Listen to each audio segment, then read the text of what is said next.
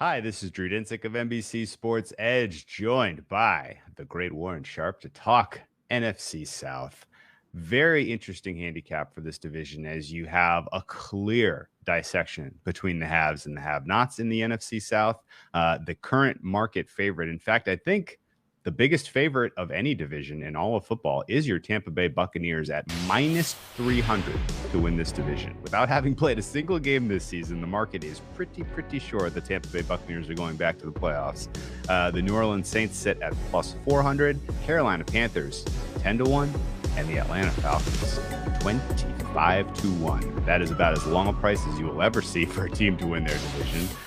But I think it's fairly warranted. The Falcons really look to be embracing the tank the way that they have rostered this team. The current win total for them is 4.5. If you want to bet the over, you got to lay minus 125, which means presumably people are out there betting this over. Best of luck to them.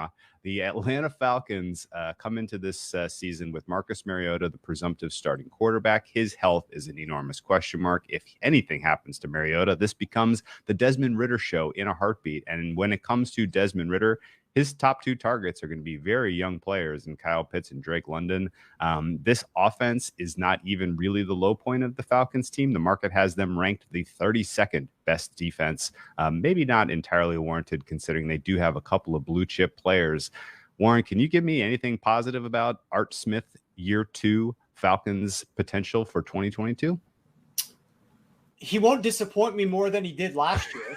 So I guess that's a positive. I had higher hopes for Arthur Smith, I will admit, coming in from the Tennessee Titans, because we saw in Tennessee, he used a lot of play action. He used a lot of pre-snap motion. We weren't so sure about the run game, but he had Derrick Henry. So we thought, okay, there's no Derrick Henry in Atlanta, nor does the Atlanta offensive line hold a candle in their run blocking to what Tennessee was doing. So he can't possibly run the ball like that, can he?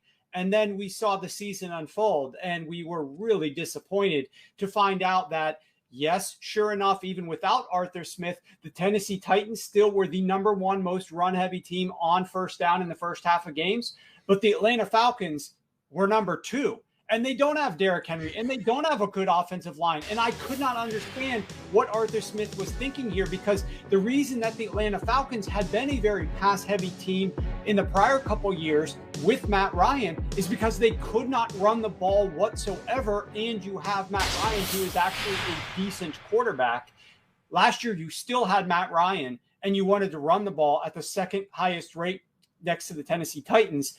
Now you don't have Matt Ryan. What are we going to do with Marcus Mariota? Are we going to run the ball more or pass the ball more? I think it's probably going to skew more to even higher run rate. And so I have a lot of concerns about the Atlanta Falcons offense under Arthur Smith. I just think that he's trying to implement an offense that he thinks is going to work, that he's had success with. He wasn't tailoring it enough to the personnel that he had in Atlanta. And this year, I also don't know about Marcus Mariota. Like, I mean, it's hard to judge a book by its cover and what the guy says in press conferences. But to me, at least, from what the vibe I've got is like, this dude is super happy just to be here. Like, he's super happy for the shot. Like, whatever happens, let's just go try to do my best. And and I just don't know how well that is going to go unless he surprises everybody and comes out with like a read option heavy style offense or something like that. I just don't have a lot of positive things to say about the Atlanta Falcons this upcoming season. And I think for good reason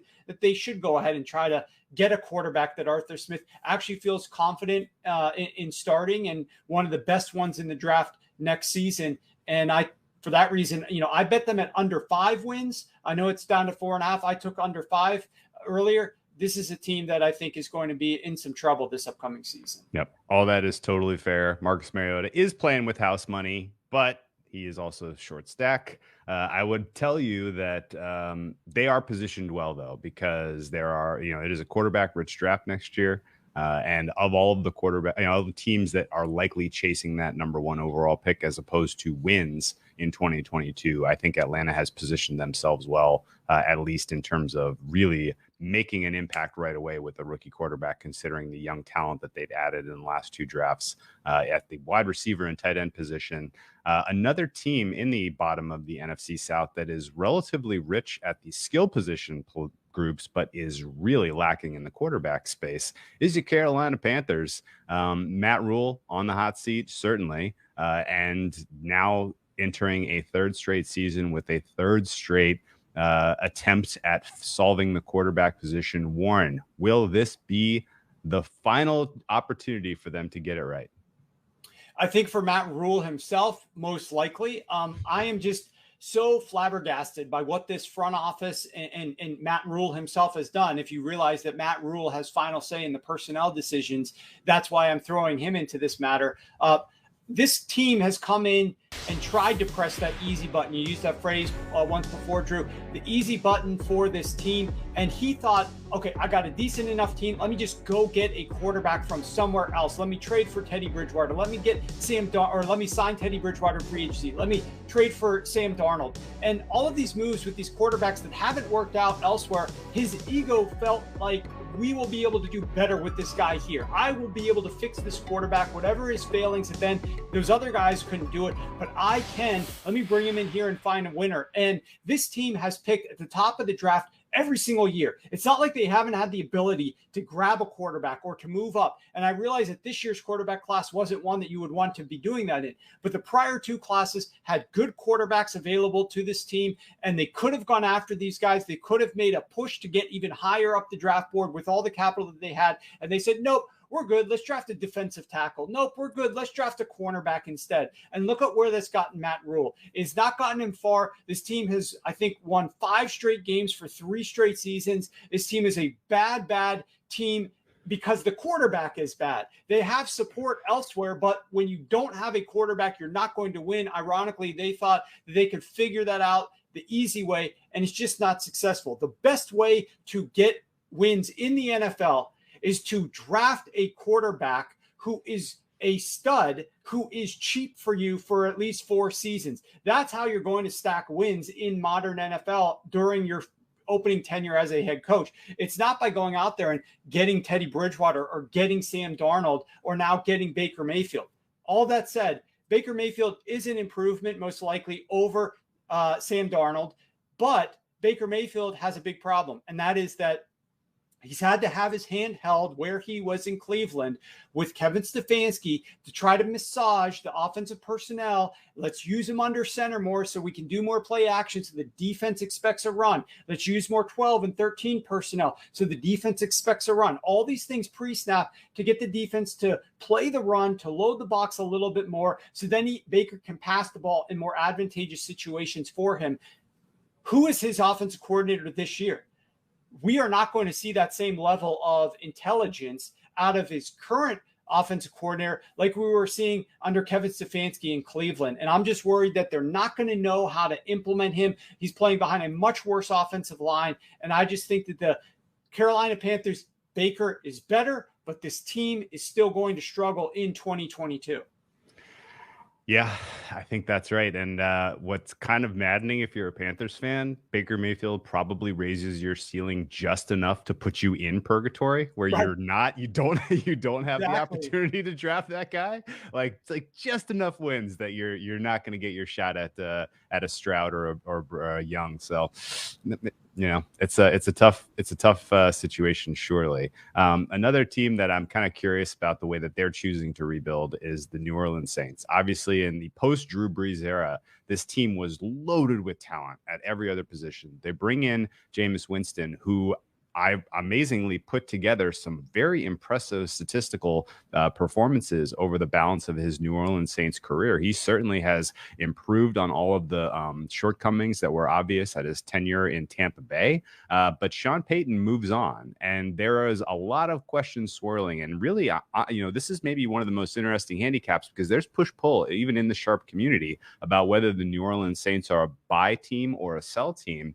Some people believing that the absence of Sean Payton is going to hurt and that there's going to be massive regression on the offense. Some people, kind of pointing to some of the salary cap losses in terms of talent impacting this team's ceiling. But the market is currently lined them as 8.5. So basically exactly average. Over is plus 100, under is minus 125. As we previously mentioned, they are 4-1 to win this division. Any optimism for you for the Dennis Allen era here in the post Sean Payton, turning the page? You laid it out really well. My biggest concern, I think Dennis Allen deserved to get this job. He has done a great job. It's rare that defense coordinators do enough to really earn a job, in my opinion, with the way that modern football is played. But he has just been phenomenal for several years with the Saints and what he's been able to do against Brady. And so I'm glad that he earned this opportunity. I don't love his offensive coordinator, though. Pete Carmichael, I just don't know. The issue that I have when we talk about the AFC, and we'll talk about Justin Herbert, and we'll talk about the Chargers and their offense coordinator, but we saw the exact same thing happen once before with a former quarterback coach under Sean Payton and a former offense coordinator who goes to another team, failed miserably, is struggling with his play calling when he is over with the LA Chargers. And I think the same thing might happen in this case with Pete Carmichael here. I think so much of this offense was the game planning, the strategizing, and the in-game adjustments of Sean Payton. And I'm just worried about Pete Carmichael and his ability to be smart enough with the game plan and smart enough with the in-game adjustments. All of that said, I still like this team. It certainly looks like Alvin Kamara is not going to be facing any type of suspension or discipline this season yet. The case got pushed back several months. It's probably not going to be heard during the season. He's probably going to be able to play this entire season. So that's a benefit. Their O-line should be a little bit healthier. Their wide receiving core should be a little bit better. Of course, Chris Olave has been looking really good in camp, and everything that you said about Jameis Winston is absolutely true. I mean, he definitely raises the ceiling for this offense in general from the way that he can push the ball and move it around the football field. He's certainly not as accurate or precise or understanding of where to go with the ball as quickly as Drew Brees was, but he brings an arm where Drew Brees didn't have that arm to stretch the field. So I am neutral on the Saints. I'll be honest. All of that said, there's some bad things about him. There's some good things about him. I'm interested to see how Dennis Allen's tenure starts. I'm curious about the offensive coordinator and what he's going to call and his adjustments that he's going to make. I want to believe that the Saints can be decent because I don't like these other teams in their division. And so that's the best thing that I think the Saints have going for them. Yeah, that's almost exactly where I'm at. They seem to believe they're in win now mode based on the way they deploy their draft capital. That's virtually, that you can't mistake that.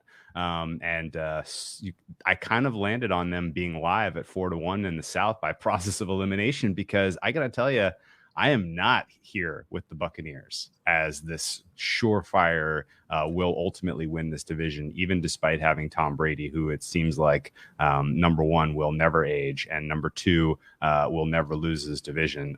Guy has sort of a weird, masterful way of making sure that every other team in his division, turns into, a pumpkin a couple of years after he arrives. But either way, they are suffering some pretty substantial injuries in the preseason on their offensive line. And, if you were already a little bit cool on a guy who walked away from the sport and then decided to come back, who has a set of receiving weapons that's not quite as healthy, not quite as deep as it was last year, and, has an offensive line that was going to be dealing with the loss of a Pro Bowl guard and maybe a Hall of Fame guard and potentially an Ali Marpet, and then now has to, kind of make adjustments to the loss of a center. There are surely chinks in the armor here for the Tampa Bay Buccaneers that makes me skeptical of them being lined in this, rarefied air. 11.5 win total right now. Pretty even juice over and under. Are you ready to sell this Tampa Bay Buccaneers team? Maybe even not for in the futures market or for the season, but certainly out of the gate, there's going to be there's going to be a learning curve, some growing pains, right? I think that there will be. Look, you mentioned it perfectly. They've lost both their guards this offseason. One retired, one is gone, and then they lost their center due to injury just a few days ago in camp. When you combine that, where does Tom Brady hate pressure the most? It's up the middle. Every team that has been able to have sustained success against him has been able to get the pressure with just rushing forward, get that pressure up the middle on him. And now you're down these guys, and you're playing a team like the New Orleans Saints, who are going to be able to bring that pressure up the middle against a depleted line. And then earlier we just saw, I think his left tackle just went down. I don't know how severe that injury was. It happened just a few hours ago, but I mean, we are seeing problems. And the point is that the Tampa Bay Buccaneers were very healthy and just a great, well-built team, and they won the Super Bowl in 2020. And what they tried to do, their general manager tried to bring everybody back, and they succeeded. They worked it here, they tinkered here, they whittled this down here, and they found a way to fit it all together so that they could bring all 32 players back for the 2021 season.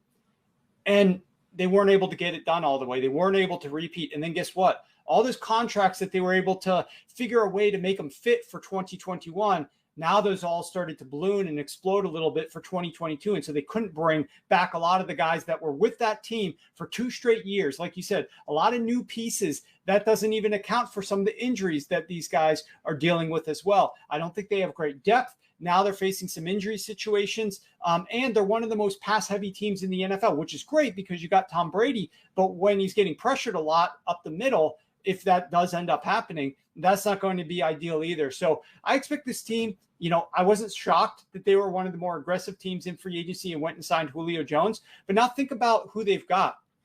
I'm not trying to downplay Julio whatsoever, but he's a little bit older. He has been injured, and his target depth and lack of yards after the catch is very similar to Mike Evans. Both of these guys are more like down the field, try to get the ball. Brady doesn't have these quick guys that he's going to target underneath for usage on these short passes like he's had at other points in his career, particularly if he's getting a lot of pressure. He does have these guys that can make stuff happen after the catch underneath, in my opinion, like he's had in the past. And thus, I think there's going to be problems for this passing attack and thus the overall philosophy of this offense in general. And I think overall they're a little bit weaker. So I am selling the Bucs. I haven't gone out there and just faded them left and right on the futures market, bet all their unders, those types of things. But I'm still trying to find ways to work on other teams that I think could take a step while the Bucs don't get there all the way in the NFC to win the NFC Championship this season. And you just mentioned, one of the ways potentially is the New Orleans Saints. Yeah, so we didn't even mention it, but the Bucs go to schedule purgatory right out of the gate. Cowboys, Saints, Packers, Chiefs are their first 4 games, where they're also incorporating new offensive linemen and trying to get their wide receiver room healthy. It smells like trouble. And frankly, if the Saints get off to a good start, really, if the Saints can just win that home game in week 2, you're talking about capturing a ton of equity with them as your NFC South winners at 4-1. So I think that's the right way to attack this division. And, it's going to be nice to see Tom Brady squirm a little bit. It's going to be nice to kind of wonder if he wished he had stayed retired, if the Bucs get out to a 1-3 or an 0-4 kind of a start, which is entirely possible with this schedule. So going to be fascinating to see it play out, but there's going to be a big market correction on the Buccaneers at some point. And I think middle of the season, guys like you and me, we're going to be asking ourselves, is now the right time to buy on the Buccaneers? Is now, are they're getting healthier? Godwin's looking a little there'll be that opportunity at some point, but investing any money on them, doing anything solid for this season at this point seems like a foolish wager to me. So let's pass on the Bucs, and let's see if the Saints can make some noise. And even though if it is by process of elimination, so be it. So with that is the NFC South. Of course, check out our YouTube page for the rest of our NFL divisional previews, and we will wrap up the NFC here with the NFC West next. Hi, I'm Mike Tirico, and thanks for watching. Make sure to hit subscribe for the latest news and highlights from NBC Sports.